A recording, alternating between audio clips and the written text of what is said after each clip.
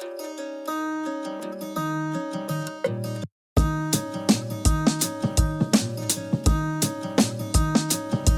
morning, everyone, as always. And we have a new voiceover here today. Welcome to the show, Justin.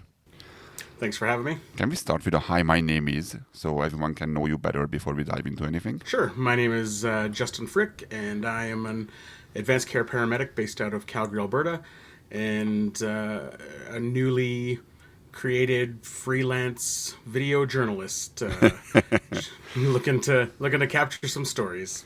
Everybody is just like, what are we talking about right now? All right, so Right. the reason why we're talking today is that you have a plan. You have a plan what will include a trip of a lifetime to go from here where we are right now, from Calgary, to go to a very close place to that where most of our listeners are. Can you tell us in a couple of sentences what are you planning and when and where are you going basically? Yeah. So I'm leaving on Friday, and I'm heading to Warsaw, Poland. At which point I will be making my way down to the Polish-Ukrainian border to essentially document and witness the humanitarian refugee crisis that is mounting there, with the thousands, tens of thousands of refugees that are fleeing the conflict in Ukraine. It is very, very interesting for me, and I'll tell you why. In the last couple of days, when I was reading about this situation unfolding in Europe and seeing the reactions from people around that, so in Hungary, Poland, or even Romania, some people are understanding and they really want to help as much as they can. Like I have relatives who went out and to greet and meet whoever came to Hungary to look for refuge.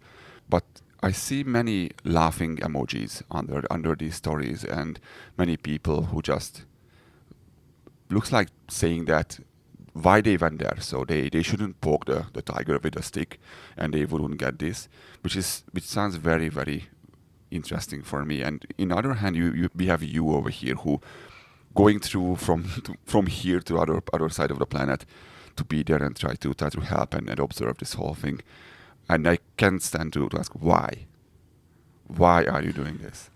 So I feel that in the last few years, especially, people have become distrustful of mainstream media sources, whether it's government-sponsored media, large corporate media, and I think most people agree that media can be very biased to one side or the other. And I feel that we need more independent citizen journalists that can go to places where there are conflicts or controversial issues that are unfolding, and we can be the witnesses as independent, impartial journalists. I'm not being paid to be there. I'm there voluntarily, but I believe that it is my duty that I need to bear witness to the history that's unfolding, and it needs to be documented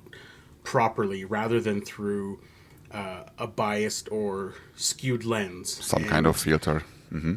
That's right. So I feel that the more people that we have that are independent, that are recording, that are streaming, the better of a picture we can get out there for everybody else, so that people know what's actually happening. Do you have relatives over there? Have you ever been there? Do you know the area? I've never been to the area. The closest I've been would be to Germany for Oktoberfest, and that's a whole different story. Yeah. That's for the beer. Yeah.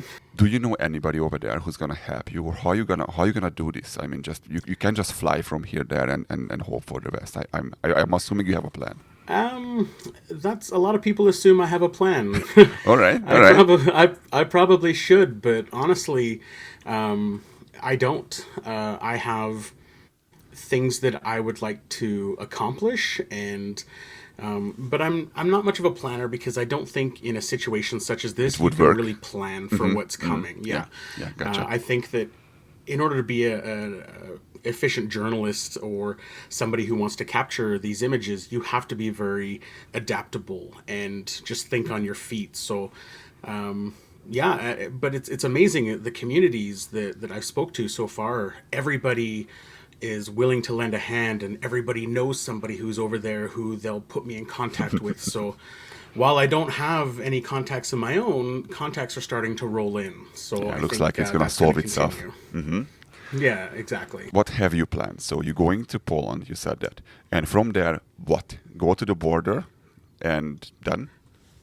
The first two Nope. steps? So what I've done is I've booked a hotel for 3 days in Warsaw, just to kind of get my feet under me, figure out what's going on, get a nap, and the first thing I want to do when I get there is try to buy just a cheap garbage car.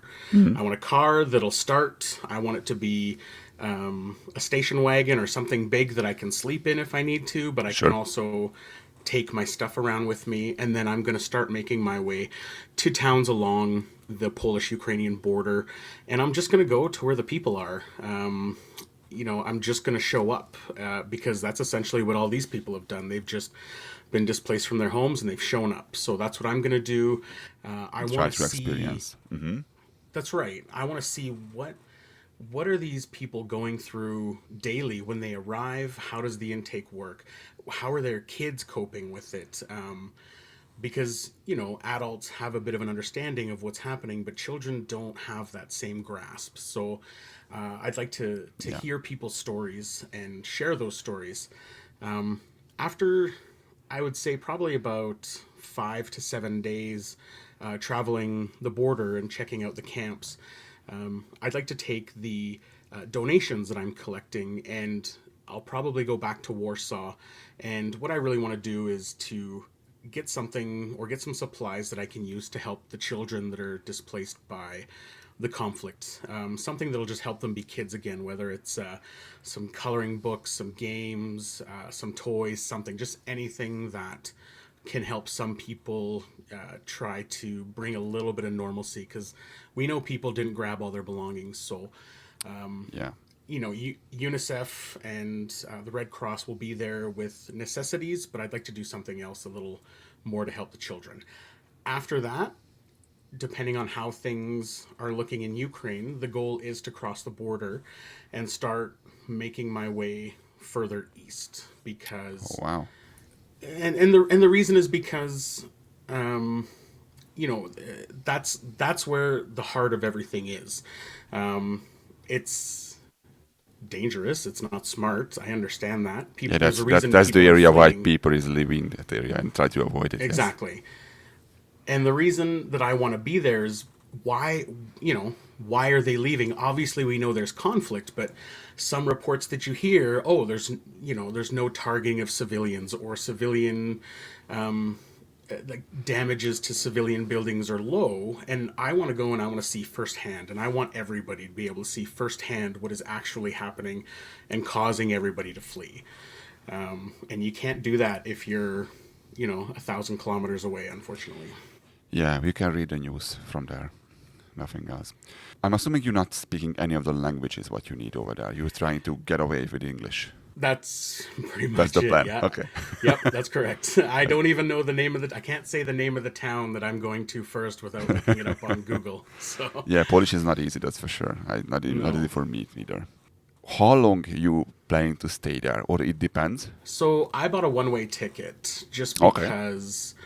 because I don't know how long it's going to take to tell this story. I mean, there's no way I can tell the whole story, and I can't tell it from start to finish. But I need to be able to say that I did the best I could. I gathered as much as I can, and people now have an accurate view of what's happening. Once I can say to myself that I've done that much, then I can start looking at coming home. So that might be 2 weeks, it might be 2 months. I have absolutely no idea. And I don't know where I'll be able to fly out of. So because it's a fluid situation, I might cross into Ukraine via Poland, but I might have to leave via any other country, whether it's Hungary or Romania, anything like that. So Sure.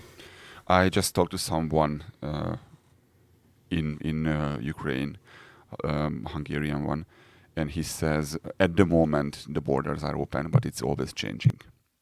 So they open it, close it, so it's changing day by day. So what time you can cross? So yeah, it sounds like you need to adapt for sure. Oh, so and you said you going on Friday, right? This Friday. Yes, I leave at 3:30 in the afternoon on Friday.